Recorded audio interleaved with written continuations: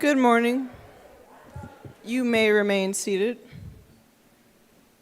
Unlike the board said, it's not February 28th. Good morning. Today is April 27th, and it's seminar day. Woo. I hope you are all looking forward to the Red-Tailed Run festivities and literally the run and volleyball tournament. But before then, let's finish morning meeting. I actually forgot to write morning meeting because I didn't forget. I didn't think we were going to have morning meeting. My bad. But now we have a senior presentation by Ellie Teslick.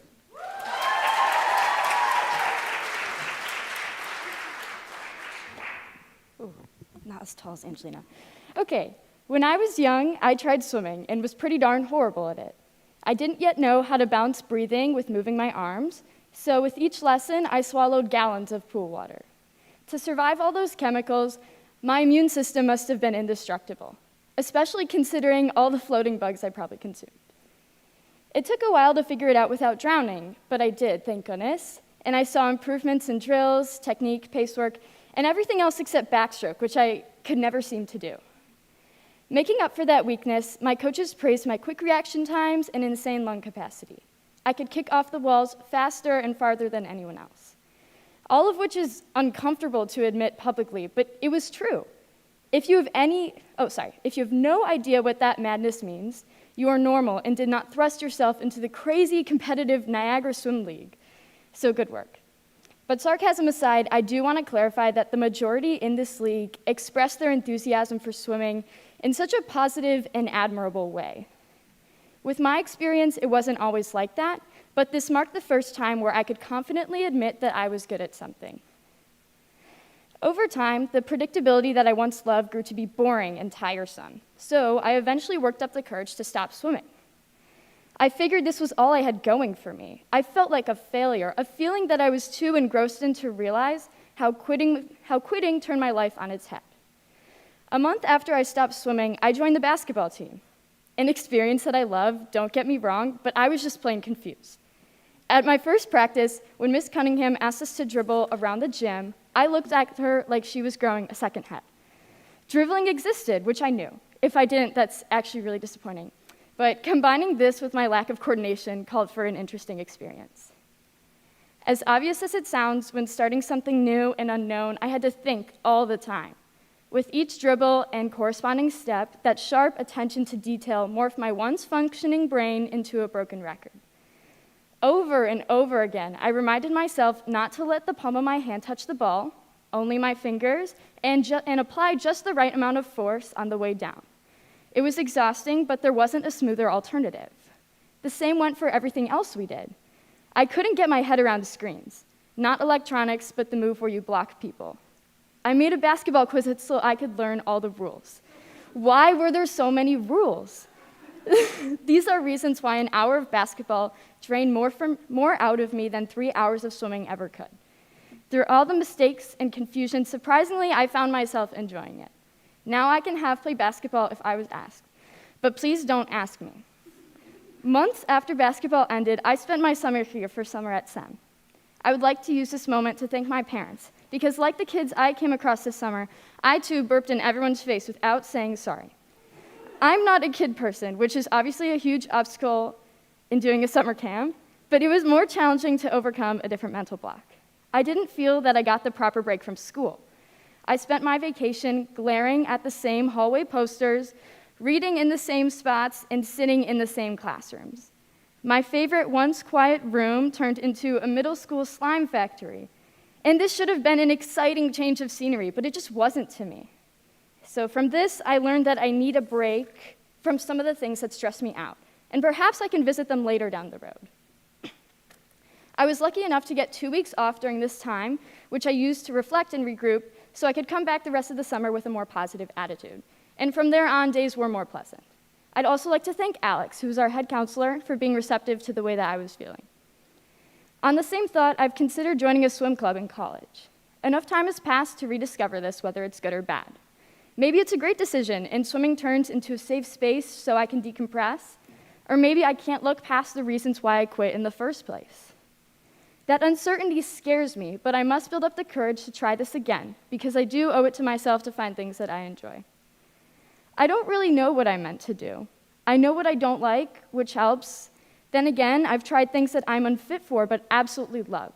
Just like the play. I've enjoyed my time spent working on the museum, but I forgot so many lines and stage directions. The cast and crew were so patient and encouraging with me, but is it possible to overcome those failures? Could I try again knowing that I will fail? Unlike most high school students, I don't exactly know where my talents lie, which was most frustrating writing this speech. I'm supposed to be encapsulating my growth, and my perception of that did not include confusion, uncertainty, and failure. In my hyperfixed mindset that I'm doing my best to break, growth and mistakes can't coexist, which has been a horrible, unpleasant way to walk through life. But to anyone else out there like me, hungry for a sense of purpose and clarity, please know that you are not alone. I'm a senior in high school, 18 years old, practically an adult, and the only constants in my life are that I love to draw, cook, play with my dogs, and keep up with the Wordle. That's it, meaning I have a lot of room for change. Change is everything under the sun. Uncertainty followed by discouragement, trial followed by error, and after a long wait, a new success and redirection. I must hold out hope and trust that I will get there, which is difficult because in this moment, I can't really make sense of what I've done. Basketball, trying to play, doing Science Olympiad at the last second, it all feels random and aimless. Even though I've enjoyed everything, I'm still questioning what it is that I'm working towards. If it takes failure to learn that my effort is more important than the outcome of what I've tried, then I will fail and continue to do so for as long as it takes. Overall, I've learned that trusting my gut instinct and breaking my predictable, comfortable cycle is one of the bravest things I could have done, and the effort that I put into all these things is exciting. Thank you.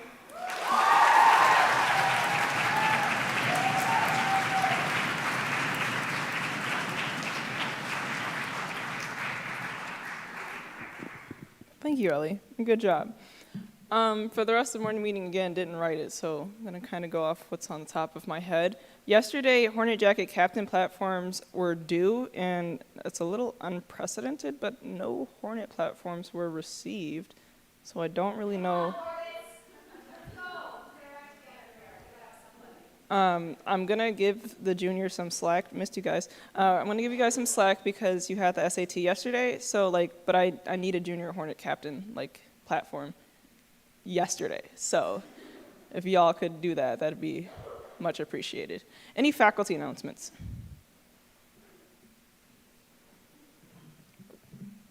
Thanks, Angelina. All right, so a little bit about today. Happy Seminar Day. It's our final seminar day of the year, and we will be focused on participation, competition, wellness, and we've got a little bit of everything for you today. So the morning breakout sessions, we have a talk. You'll hear from a sports psychologist. You will hear from a personal trainer. We will play games and advisory in the study hall, and there will also be light yoga and some stretching in the gym. And so to find where you should be, go to the portal on your phone after the bell rings, and scroll all the way to the bottom. You'll see the morning schedule closer to the bottom of the portal. And then we have lunch. And then instead of going down to the field for our volleyball tournaments and field games, we're going to stay here.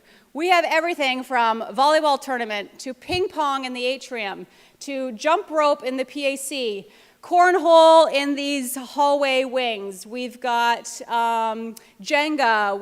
You can go back and do more board games. We have lots of stuff going on. If you want to have a dance party, maybe we can make that happen on stage. But we've got a lot going on, and that will be from 12:50 until 1:45, and then the whole school will walk down to the field. We'll get situated for our run and our walk, and we'll be down there for, 45 minutes. Come back at 3, have a little ceremony for 15 minutes or so, and then we'll end shaking with our ice cream cones outside.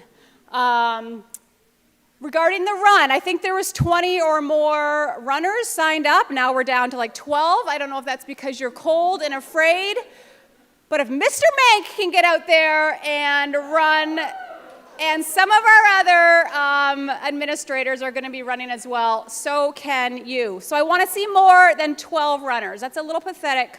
We can do better, guys. Just like the Hornets running, we can do better. Yes. Okay, if my French students run, they get 5 extra points. All right, you heard it straight from Madame Fisher's mouth.